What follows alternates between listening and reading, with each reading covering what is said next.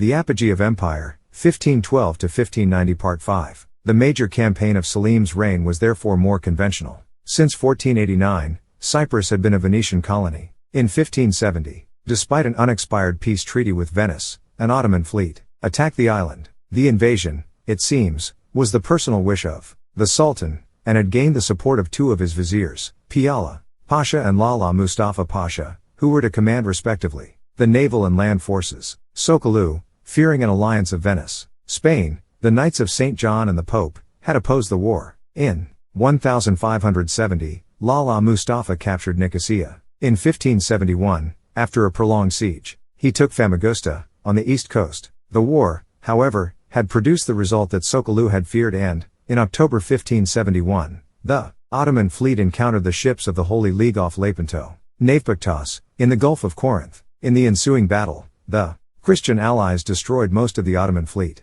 Of the Ottoman commanders, only Ulyaj Ali, the Governor-General of Algiers, had fought successfully, and it was he who returned with the remaining ships to Istanbul. Lepanto, however, was a battle without strategic consequences. As it occurred in the autumn, the Allied fleet immediately returned to its bases. During the winter of 1571-2, under Sokollu Mehmed's direction, the Ottoman arsenals constructed a new fleet, which emerged in 1572 under the command of Ulyaj Ali. In 1573, the war ended with the cession of Cyprus to the Ottomans. 50 to add to the discomfiture of the victors of Lepanto, in 1574 another naval expedition under Ulyaj Ali and Khoja Shinan Pasha took Tunis from the Spaniards, leaving much of the North African coast to the east of Oran under Ottoman control. In the same year as the conquest of Tunis, Selim II died, and his son, Murad III, 1574-95, ascended the throne. Since he was Selim's only adult son, the succession passed with no civil strife. For the first years of his reign,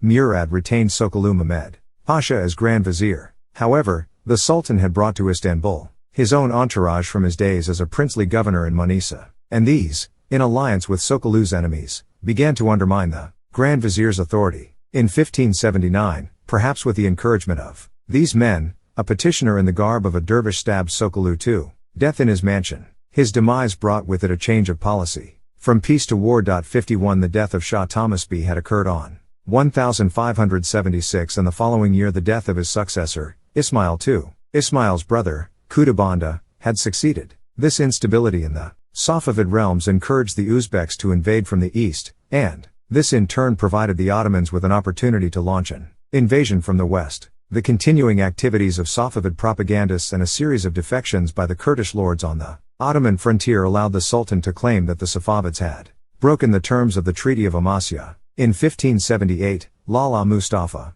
Pasha received the command to conquer Shirvan on the Caspian Sea, passing through Georgia. Sokollu, it seems, had opposed the war, which would inevitably be fought in mountainous and inhospitable terrain, but his rivals had prevailed, and his death in 1579 brought the war party into power. Lala Mustafa's campaign of 1578 brought a series of victories. After defeating a Safavid army at Suldur, he received the submission of Minikere, Prince of Meskhishan. In August, he entered Tbilisi and received the submission of Alexander Khan, Prince of Kalketia. Then, as he marched eastwards, the army began to suffer food shortages, leading to a demand from the Janissaries that they return home. 52 Receiving news of this, the Safavid governor of Tabriz launched an attack on the Kur River, but suffered a defeat at the hands of Ozdemirulu Osman Pasha. In mid-September, with the supply problem eased, the army reached Eresh. By the end of the year, the other towns of Shirvan had fallen, and Lala Mustafa had appointed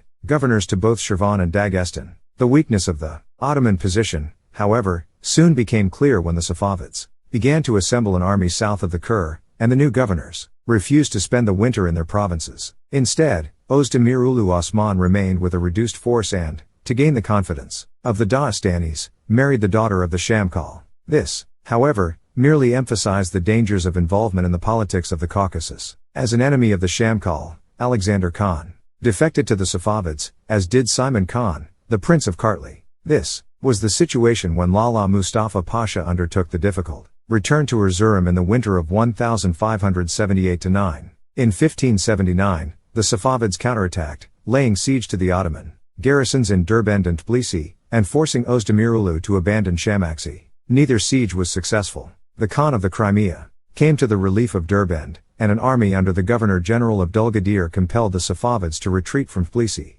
despite the attacks of their Georgian allies on the relief force. In 1580, Khoja Shinan Pasha was appointed army commander and, in April, departed to the east to reinforce the garrison at Tbilisi.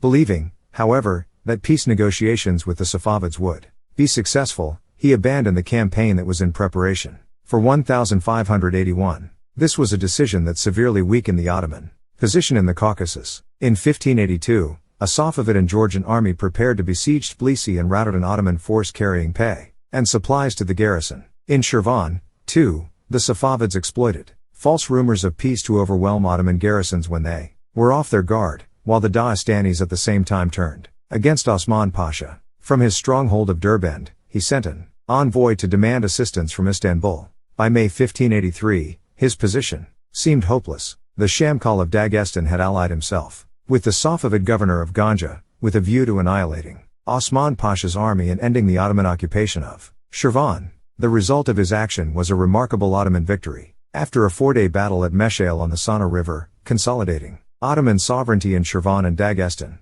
After the battle, Özdemirulu fortified Shamaxi and returned to Istanbul. The Battle of Meshail marked a revival in Ottoman fortunes. In 1583, a new commander, Ferhad Pasha, led an army to the east, occupied Yerevan, repaired and built fortresses in Georgia, and gained the allegiance of the Georgian prince, Simon Khan. At the same time, he reported to the Sultan that the troops were exhausted and that Ottoman subjects were suffering from the weight of taxation. He received the reply that the army should not depart until it had forced the Safavids to sue for peace. The aim of the government was, it seems, to capture and occupy Tabriz. This objective Özdemirulu, Osman Pasha, achieved in 1585. He defeated a Safavid army under the Crown Prince, Hamza Mirza, at Sufyan and then, taking advantage of a dispute among the Safavid factions, in September captured Tabriz, with resistance only from the garrison. Within a month, the occupying troops had constructed a new fortress. Once again,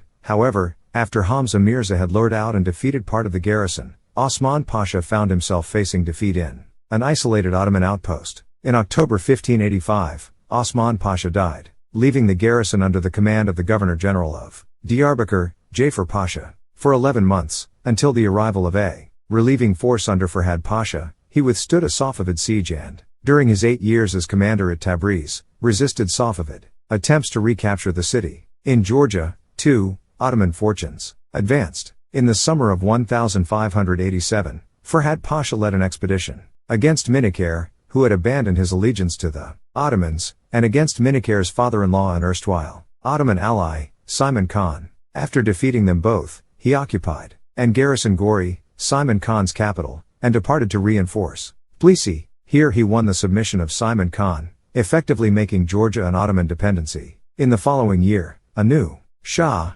Abbas I, came to the throne in Iran. The war with the Ottomans was only one of Abbas's problems. He faced factional strife within his own realms, and an Uzbek invasion. In 1589, the Uzbeks captured Herat and advanced westwards to Mashhad. Abbas's preoccupation with this war allowed the Ottomans to extend their front on the western borders of Iran. In 1588, while Ferhad Pasha occupied Ganja in Azerbaijan and received the tribute of the Georgian princes, to the south, Jigalizade Shinan Pasha led an army from Baghdad and took Nihavend. With a war on two fronts, Shah Abbas had no choice but to sue for peace. In January 1590, a Safavid ambassador arrived in Istanbul. The treaty of the same year left the Ottomans in possession of all the territories which they had conquered in Azerbaijan and the Caucasus, and Nihavend, Luristan and Sherazur in western Iran. With this treaty the Ottoman Empire attained its maximum size.